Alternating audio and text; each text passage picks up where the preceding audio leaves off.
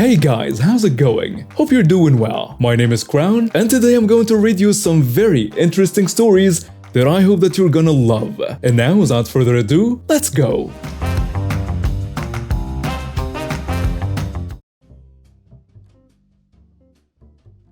I have an emotional support cat. Her name is Alice, and she's the cutest, fluffiest, best sonar kitty ever and had the softest meow that you can barely hear unless she really wants or needs you to. Anyway, I have her for my anxiety since I get really bad anxiety attacks to the point where I'm completely unresponsive. Don't talk, move, or respond in any way, I just sit staring off into space, crying and shaking. She's always helped me through them and knows the signs of me starting to get an anxiety attack and rubs up against my hand or face to distract me. I usually get the worst anxiety attacks in crowded, hot and loud spaces or on long car rides or on planes, but occasionally need her just out in public. I was going on a trip to Florida with my dad, but we couldn't get seats next to each other on the airplane for some reason. The girl I got stuck with sitting next to me was some middle-aged woman who throughout the entire flight constantly berated me with questions about my cat. Not the usual "how old is she?" or "what's her name?" questions, like "why do you have that?" And after I explained that I needed her, she asked way more questions and made many unnecessary comments. "You don't look like you need her. You just wanted your pet on the flight, didn't you?" The flight I was on actually allowed pets as long as they were in their carrier, but Alice was outside and on my lap to comfort me, as that had been an especially hard morning. She also said that I was obviously a delinquent and wasn't new to breaking the rules, probably because I had piercings, dyed hair, and a couple tattoos. At one point, she even told me that I didn't really need her and told me to put it away before she takes her from me.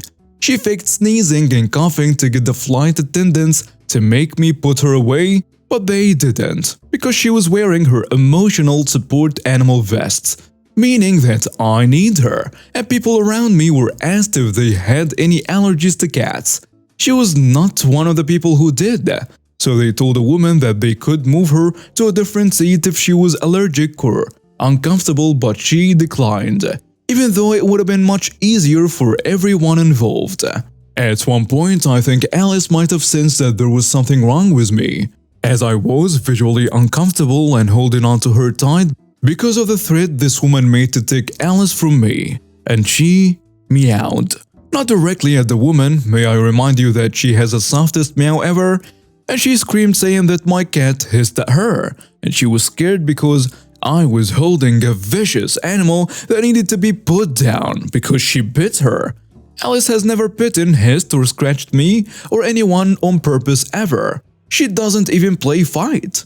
The staff told her that obviously nothing was wrong with Alice and asked me if everything was alright. I told him no. After like 45 minutes of this woman's nonsense, she got moved to a different seat. The staff on the flight apologized to me and Alice got a seat of her own and extra treats. I don't know what that woman had against my cat, but I think it's safe to say that she's probably a dog person. Edit. This was 2 years ago. And I haven't been on a plane since in fear something like this would happen again. Plus, I feel bad if other people have to move seats because of an allergy. The only trip I went on out of state was last year when me and a few friends went to Seattle. I live in Minnesota.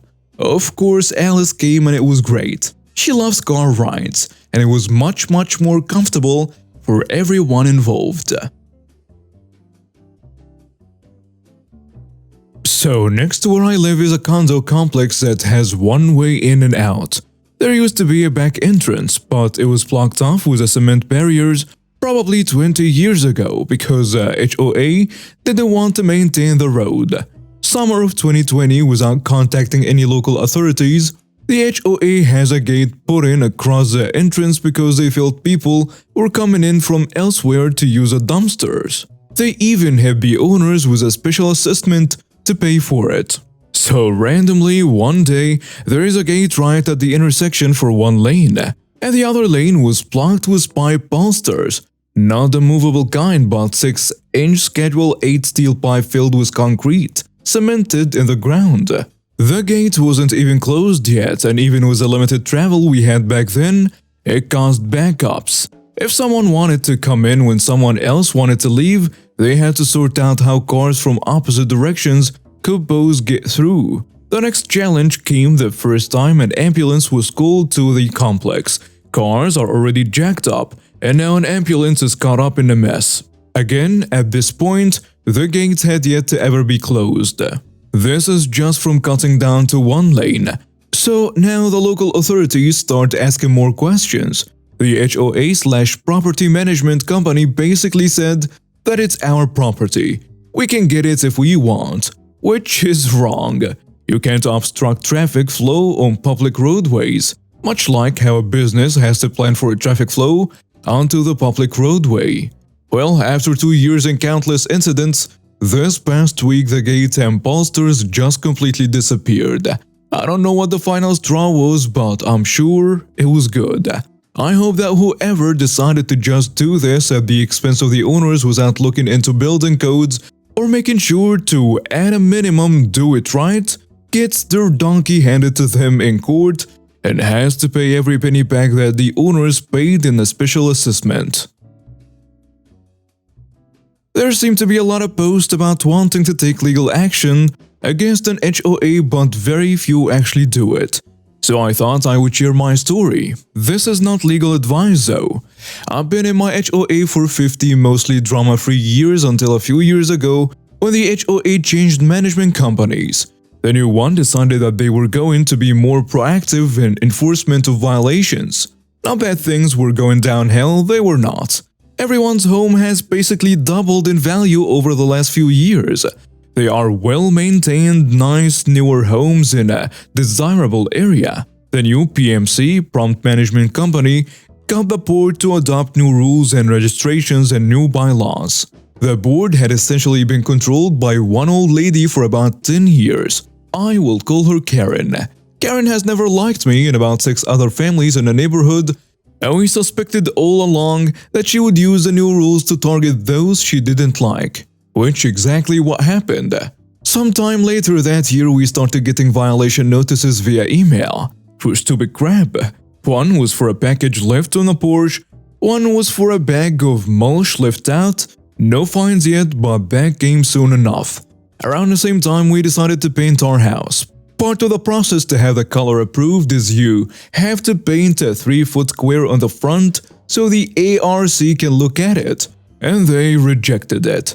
So we painted another one, resubmitted it and waited, and waited, and waited.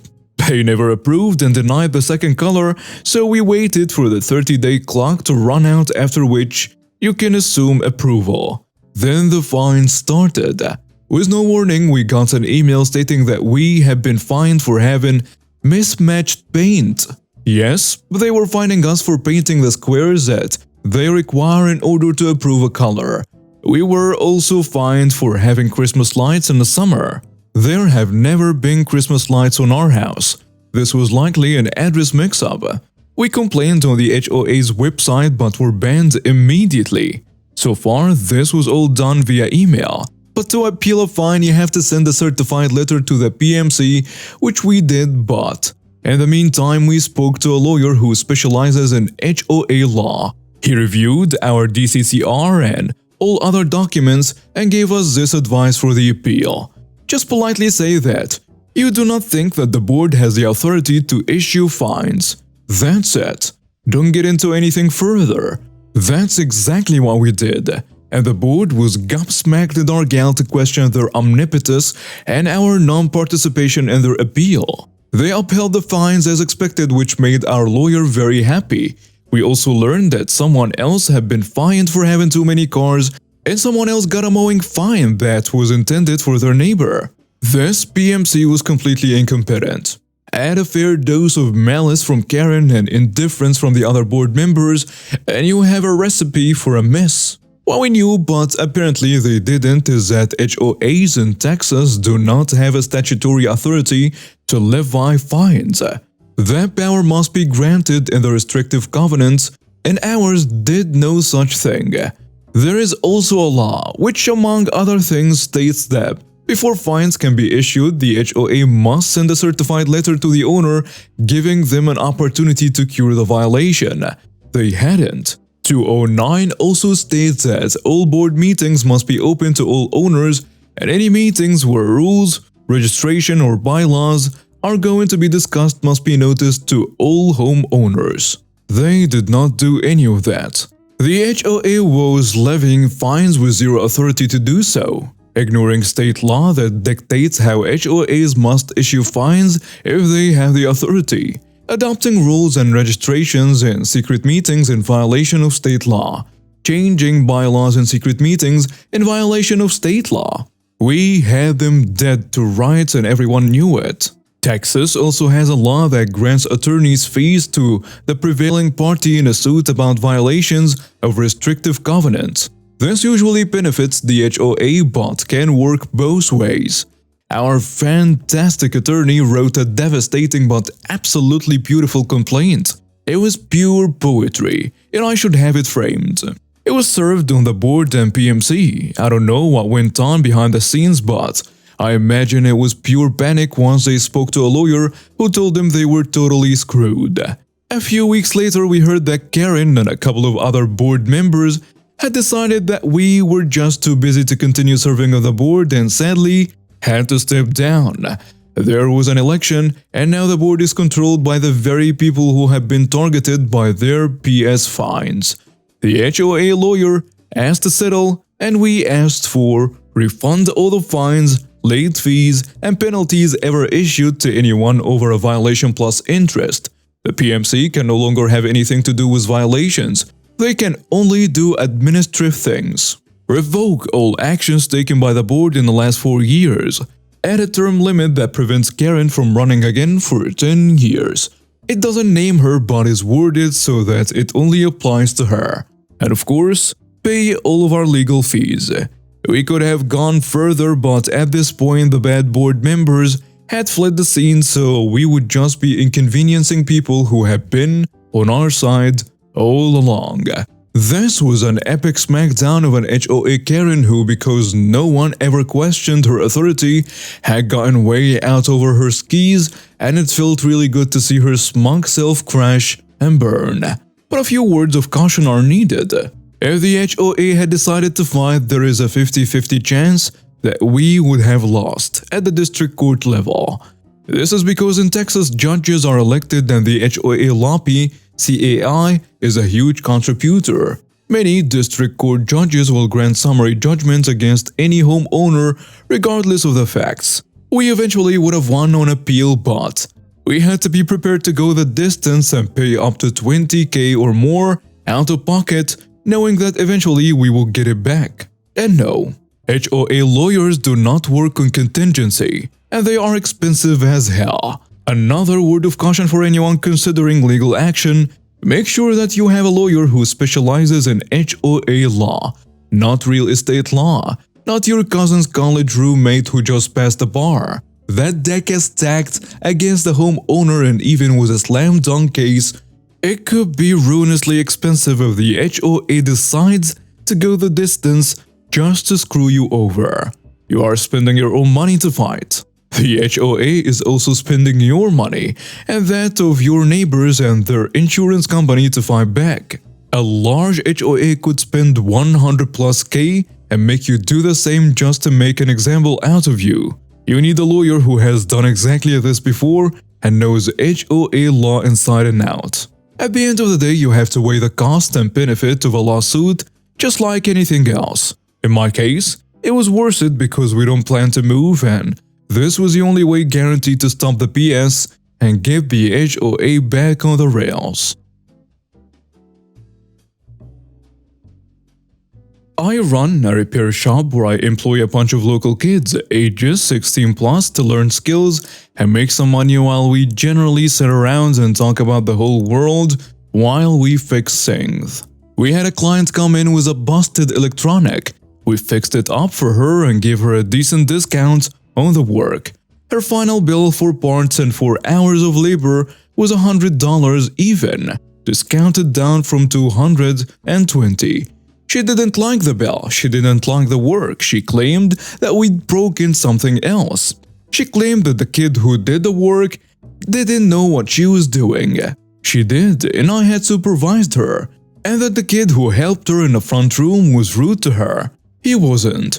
She demanded to see the manager, so I popped out, listened to her tear into my kids, validated how she was feeling, but pointed out that the work she had asked for was done correctly, and her bill was due on pickup of the piece. The last straw for her came when she pulled out a credit card, and I had to inform her that we do not accept that particular card.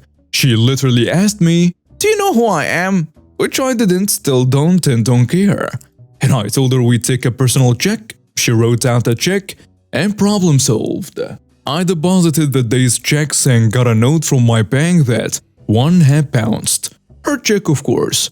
I called her the next day to inform her that her check had been returned for insufficient funds, and that she'd need to come in and pay her bill, plus the extra fee for a return check. All of these fees, just to point this out, were clearly outlined on the service agreement she'd signed, and we'd already discounted her $120, just to be nice. Anyway, she rolls up into the office carrying a bag, and I knew exactly what was going on. She drops, of course, a bag of pennies on the front desk. She's breathing heavily. We're on the second floor and she'd taken the stairs.